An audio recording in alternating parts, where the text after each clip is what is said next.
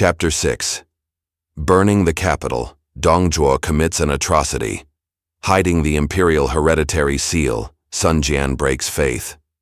Zhang Fei rode hard up to the pass, but the defenders sent down stones and arrows like rain so that he could not enter, and he returned. The 8 lords all joined in felicitations to the 3 brothers for their services, and the story of victory was sent to Yuan Shao, who ordered Sun Jian to make an immediate advance. Thereupon Sun Jian with 2 trusty generals, Cheng Pu and Huang Gai, went over to the camp of Yuan Shu. Tracing figures on the ground with his staff, Sun Jian said, "Zhuo and I had no personal quarrel. Yet now I have thrown myself into the battle regardless of consequences, exposed my person to the risk of wounds, and fought bloody battles to their bitter end. And why? That I might be the means of ridding my country of a rebel and, for the private advantage of your family. Yet you, heeding the slanderous tongue of certain counselor, formerly withheld the supplies absolutely necessary to me, and so I suffered defeat. How can you explain, General?" Yuan Shu, confused and frightened, had no word to reply. He ordered the death of the slanderer to placate Sun Jian. Then suddenly they told Sun Jian, "Some officer has come riding down from the pass to see you, General. He is in the camp." Sun Jian therefore took his leave and returned to his own camp, where he found the visitor was Liu Bei, one of the much trusted commanders of Zhuo. "Wherefore come you?" said Sun Jian. Liu Bei replied, "You are the one person for whom my master has respect and admiration, and he sends me to arrange a matrimonial alliance between the 2 families. He wishes that his daughter may become the wife of your son." "What? Zhuo, that rebel and renegade, that subverter of the throne? I wish I could destroy his 9 generations as a thank offering to the empire. Think you I would be willing to have an alliance with such a family? I will not slay you as I ought, but go, and go quickly. Yield the pass and I may spare your lives. If you delay, I will grind your bones to powder and make mincemeat of your flesh." Liu Bei threw his arms over his head and ran out. He returned to his master and told him what a rude reception he had met with. Zhuo asked his advisor Li Ru how to reply to this. Li Ru said, "Lu Bu's late defeat had somewhat blunted the edge of our army's desire for battle. It would be well to return to the capital and remove the emperor to Chang'an, as the street children had been lately singing. A Han on the west, a Han on the east. The dear emperor will be safe in Chang'an." Li Ru continued, "If you think out this couplet, it applies to the present juncture. Half the first line refers to the founder of the dynasty, Liu Bei, the supreme ancestor, who became ruler in the western city of Chang'an, which was the capital during 12 reigns. The other half corresponds to Liu Shu, the latter Han founder, who ruled from Luoyang, the eastern capital during 12 latter reigns. The revolution of the heavens brings us back to this starting moment. Thus, if you remove to Chang'an, there will be no need for anxiety." Zhuo was exceedingly pleased and said, "Had you not spoken thus, I should not have understood." Then taking Lu Bu with him, Zhuo started at once for capital Luoyang. Here he called all the officials to a great council in the palace and addressed them, "After 2 centuries of rule here, the royal fortune has been exhausted, and I perceive that the aura of rule has migrated to Chang'an, whither I now desire to move the court. All you had better pack up for the journey." Yang Biao, Minister of the Interior, said, "I pray you reflect. Within that city all is destruction. There is no reason to renounce the ancestral temples and abandon the imperial tombs here. I fear the people will be alarmed. It is easy to alarm them, but difficult to pacify them." "Do you oppose the state plans?" said Zhuo angrily. Another official, Grand Commander Huang Wan, supported his colleague. In the era of recommencement, AD 23 to 25, Fan Chong of the Red Eyebrows rebels burned Chang'an to the ground and reduced the place to broken tiles. The inhabitants scattered all but a few. It is wrong to abandon these palaces here for a wasteland. Zhuo replied, "The east of the pass is full of sedition, and all the empire is in rebellion. The city of Chang'an is protected by the Yaohan Mountains and the Hanggu Pass. Moreover, it is near Longyu, whence can be easily brought timber, stone, brick, and building materials. In a month or so, palaces can be erected. so an end to your wild words." Yet, Minister of Works Sun Quan raised another protest against disturbing the people, but Dong Zhuo overbore him also. "How can I stop to consider a few common people when my scheme affects the empire?" said Dong Zhuo. That day, the three objectors, Yang Biao, Huang Wan, and Sun Quan, were removed from their offices and reduced to the rank of commoners. As Dong Zhuo went out to get into his coach, he met two other officers who made obeisance. They were the Secretary General, Liu Bei, and the commander of the city gate, Wu Qiang. Dong Zhuo stopped and asked them what they wanted. Said Liu Bei, "We venture to try to dissuade you from moving the capital to Chang'an." Dong Zhuo replied, "They used to say you two were supporters of Yuan Shao. Now he has already turned traitor, and you are of the same party." And without more ado, he bade his guards take both outside the city and put them to death. The command to remove to the new capital immediately was issued. Speaking to Dong Zhuo, Li Ru pointed out, "We are short of money and food, and the rich people of Luoyang could be easily plundered. This is a good occasion to link them to the rebels and to confiscate their properties." Dong Zhuo sent 5,000 troops out to plunder and slay. They captured many thousand wealthy householders, and having stuck flags on their heads saying they were traitors and rebels, drove them out of the city and put them to death. Their properties were all seized. The task of driving forth the inhabitants, some millions, was given to two of Dong Zhuo's commanders, Li Jue and Guo Si. The people were sent off in bands, each band between two parties of soldiers, who drove them forward Chang'an. Enormous numbers fell by the roadside and died in the ditches, and the escort plundered the fugitives and defiled the women. A wail of sorrow arose to the very sky.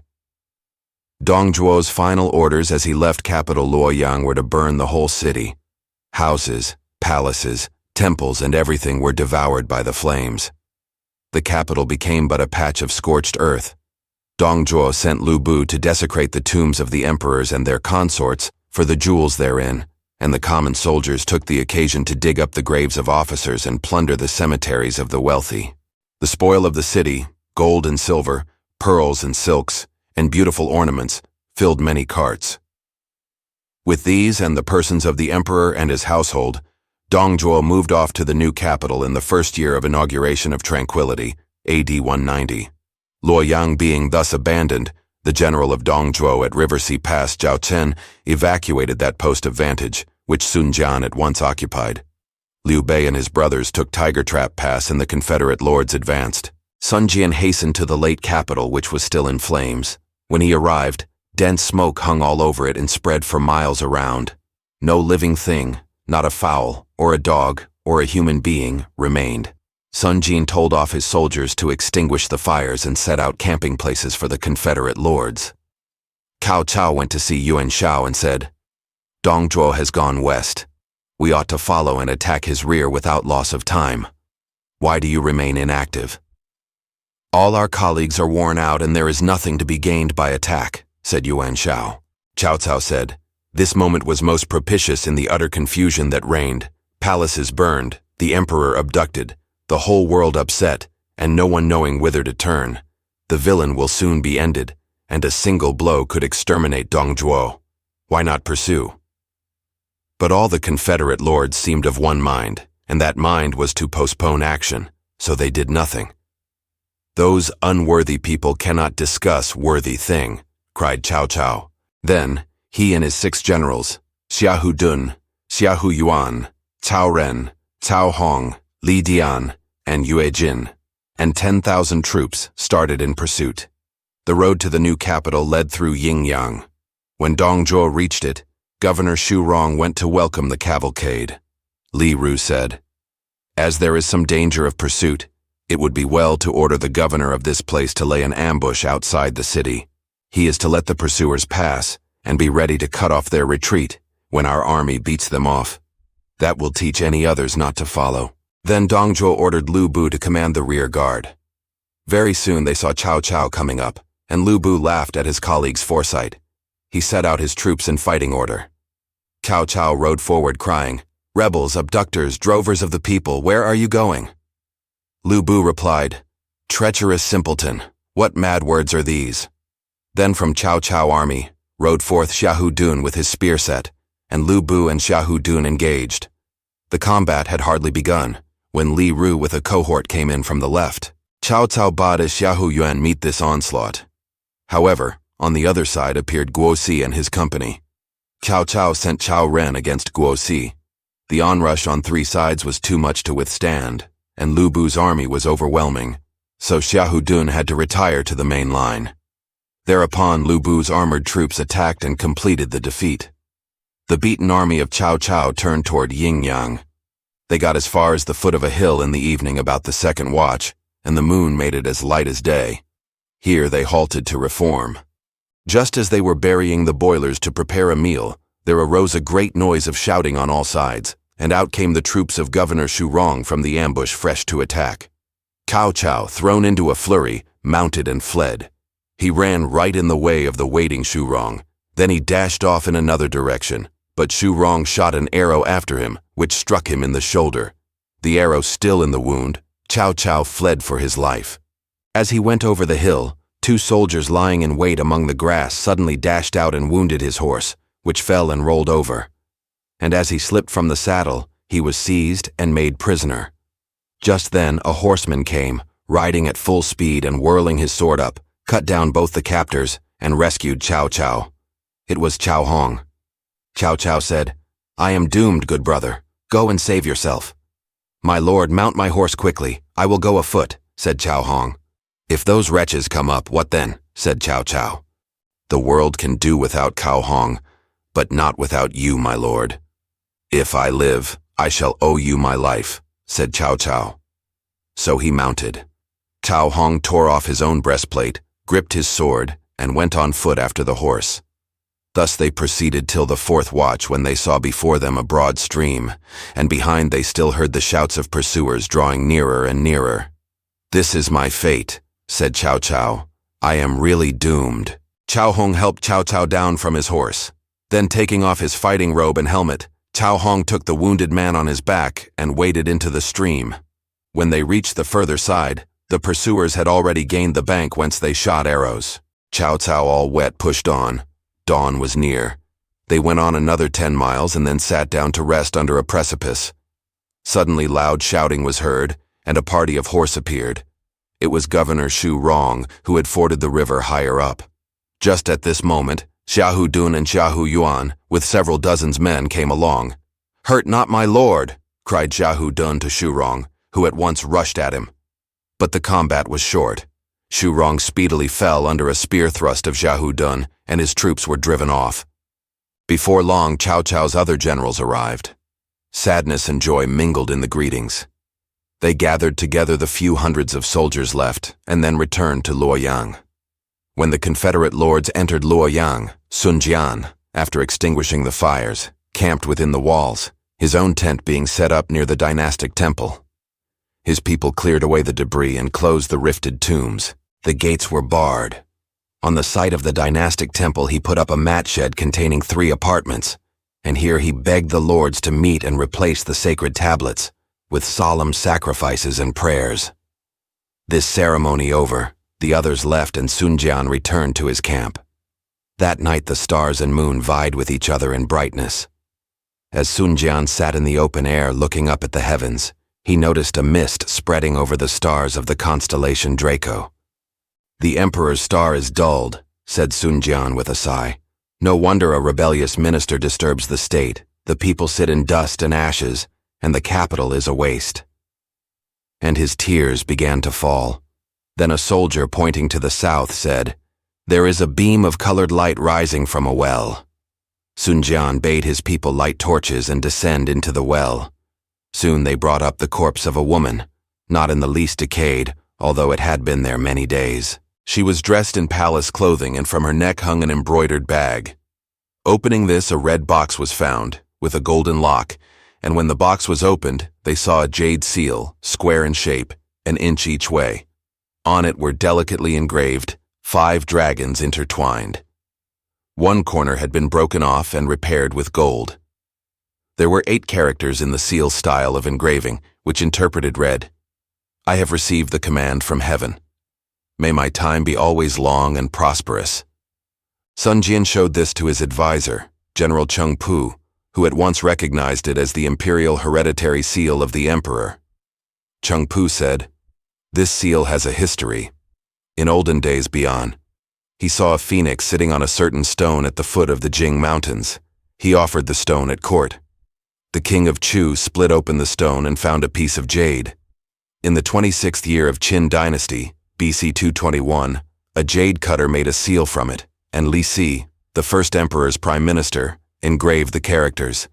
2 years later, while the first emperor was sailing in the Dongting Lake, a terrific storm arrived.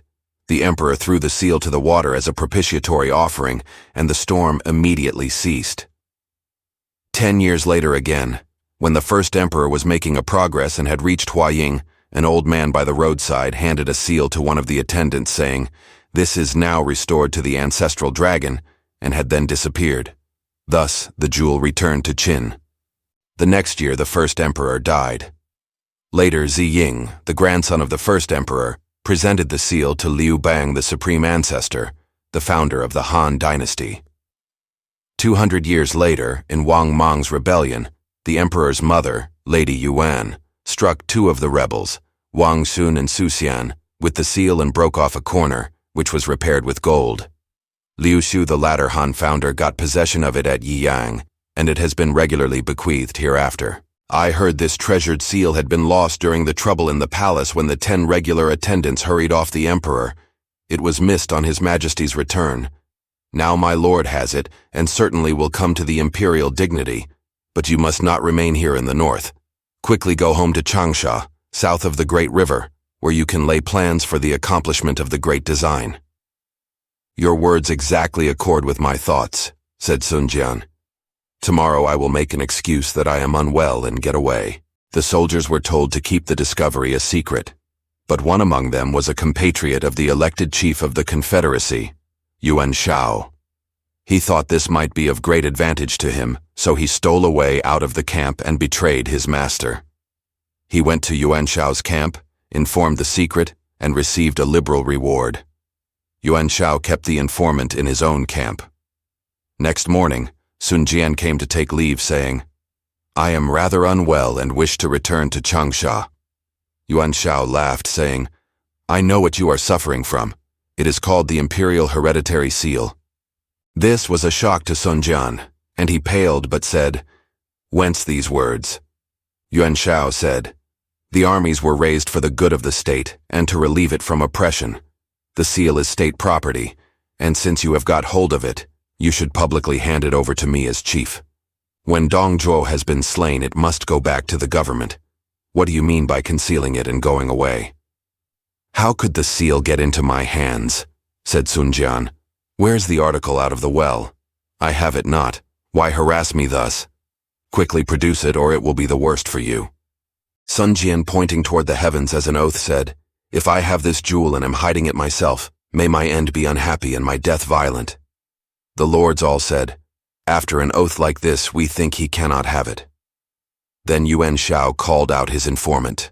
"When you pulled that thing out of the well, was this man there?" asked he of Sun Jian. Sun Jian's anger burst forth, and he sprang forward to kill the man. Yuan Shao also drew his sword, saying, "You touch that soldier, and it is an insult to me." Behind Sun Jian, Generals Cheng Pu, Huang Gai, and Han Dang stepped forth. Behind Yuan Shao, Generals Yan Liang and Wen Chou were ready to act. In a moment, on all sides, swords flew from their scabbards.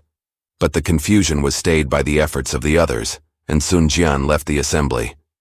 Soon he broke up his camp and marched to his own place. Yuan Shao was not satisfied.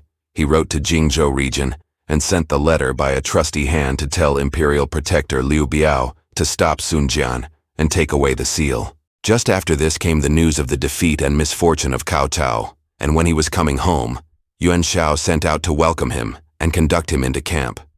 They also prepared a feast to console him. During the feast, Cao Cao said sadly, "My object was for the public good, and all you gentlemen nobly supported me.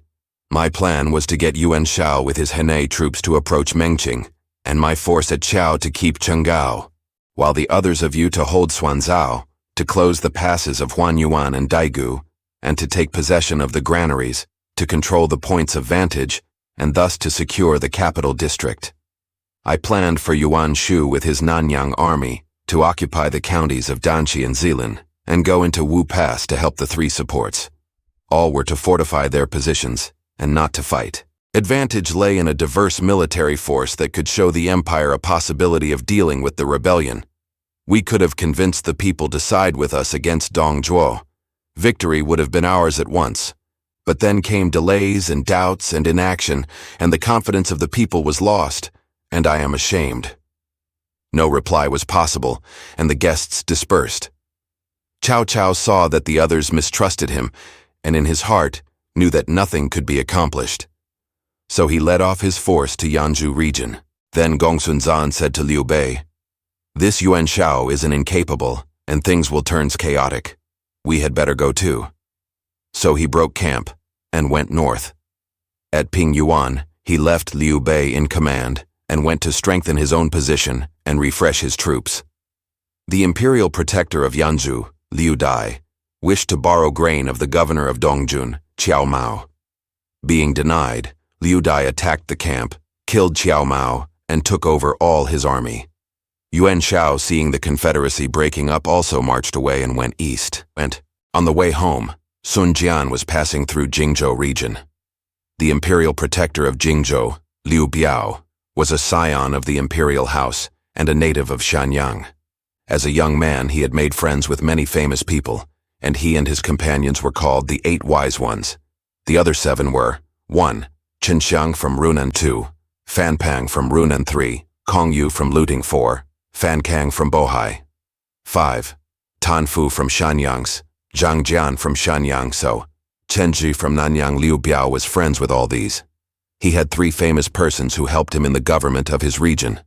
They were Kuai Liang and Kuai Yue from Yanping, and Kai Mao from Xiangyang. When Yuan Shao's letter detailing the fault of Sun Jian arrived, Liu Bei ordered Kuai Yue and Kai Mao with 10,000 soldiers to bar the way. When Sun Jian drew near, the force was arranged in fighting order and the leaders were in the front. "Why are you thus barring the road with armed troops?" asked Sun Jian. "Why do you, a servant of Han, secrete the emperor's special seal? Leave it with me at once and you go free," said Kuai Yue. Sun Jian angrily ordered out General Huang Gai. On the other side, Kai Mao rode forth with his sword set to strike. But after a few bouts, Huang Gai dealt Kai Mao a blow with the iron whip on the armor just over the heart. Kai Mao turned his steed and fled, and Sun Jian got through with a sudden rush. However, there arose the sound of gongs and drums on the hills behind, and there was Liu Bei in person with a large army. Sun Jian rode straight up to him and bowing low spoke, "Why did you, on the faith of a letter from Yuan Shao, try to coerce the chief of a neighboring region? You have concealed the state jewel, and I want you to restore it," was Liu Bei's reply. "If I have this thing, may I die a violent death. If you want me to believe you, let me search your baggage. What force have you that you dare come to flout me thus?" And only Liu Bei's prompt retirement prevented a battle. Sun Jian proceeded on his way. But from the rear of the second hill, an ambush suddenly discovered itself, and Kuai Yue and Kai Mao were still pursuing. Sun Jian seemed entirely hemmed in. What does a man to hold the state jewel for, if its possession lead to strife? How Sun Jian got clear of the difficulty will presently be told. Thanks for watching. Please like the video and subscribe to the channel for more excellent content.